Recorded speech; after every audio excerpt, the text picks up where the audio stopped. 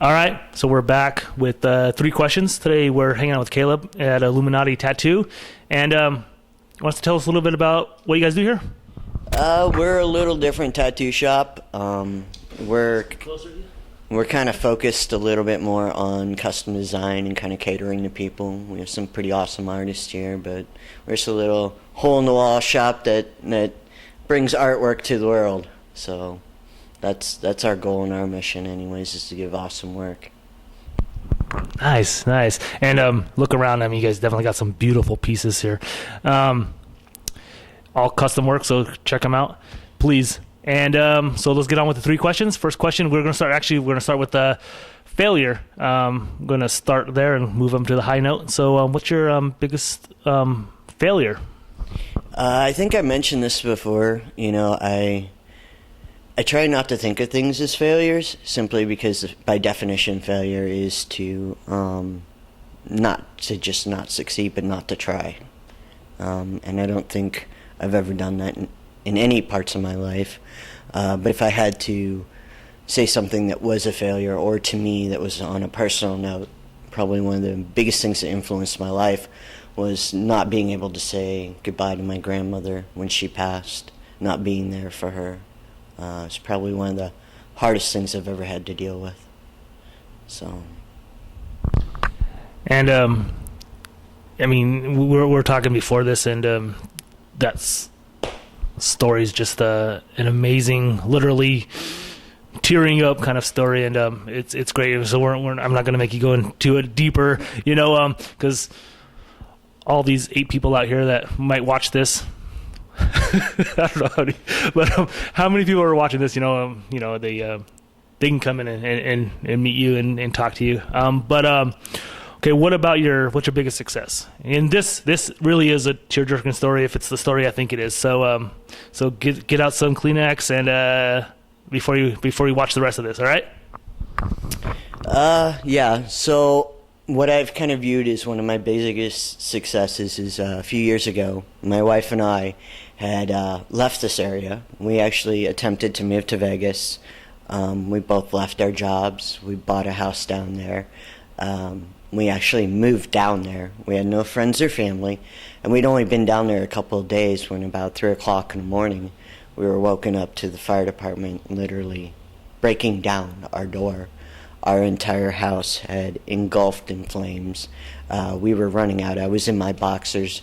She was barely clothed. They were coming in as we were coming out. We had pictures, matter of fact, they're on my Facebook, of the fire department cutting into the walls of our house outside, just trying to get to the fire, and it completely engulfed it.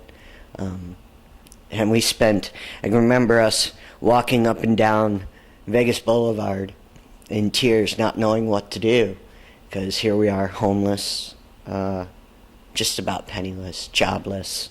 We had no friends, no family. We didn't know what to do, and all we could do was cry. And we had found our way back to Portland.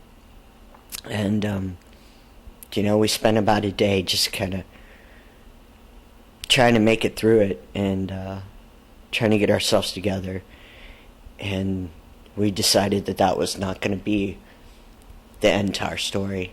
And my wife ended up, she got her job back, she got a raise, she got a promotion. And I found this little shop. And it, in its own story, was pretty miraculous. I answered an ad to a young lady who was going through her own hardships and was in a bind.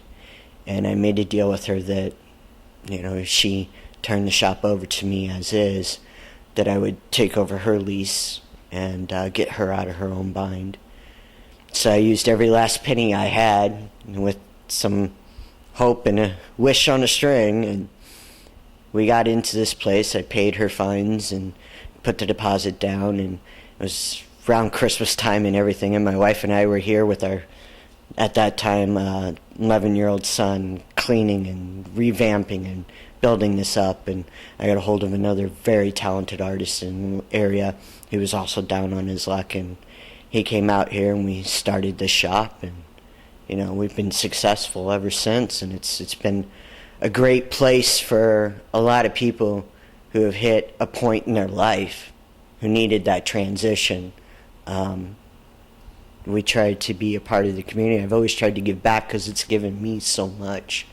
You know, I've got some very talented artists who have their own stories here, who went through their own struggles, and who too many people just kind of shut the door. And they knew when they walked through that door, they were going to make whatever they wanted of this place, and they have, and they're very successful at it, and I appreciate it. So that's the story of my family and my greatest success. Man, it's it's one of those things where, wow, it's an amazing story. It really is. And what do you want to be remembered for? You know, I really want to be remembered. I know a lot of people probably say fortune and fame and all that. I already feel I'm the richest man alive with just my family and friends that I have surrounding me. But I want to be remembered for changing the perception of this lifestyle, of art, of just the fact that, you know, you could be just a guy off the street and really make a difference in one person's life, who then can affect another person, who can affect and change a lot of people. And that's what I want to be remembered for. Even if it's just one guy who started a chain effect, that's pretty awesome. It's powerful. All right, so check this out.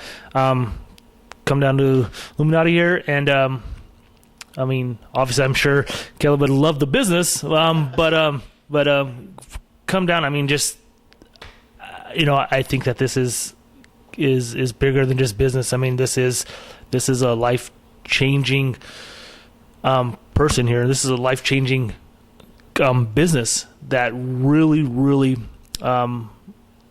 helps people, and we're excited.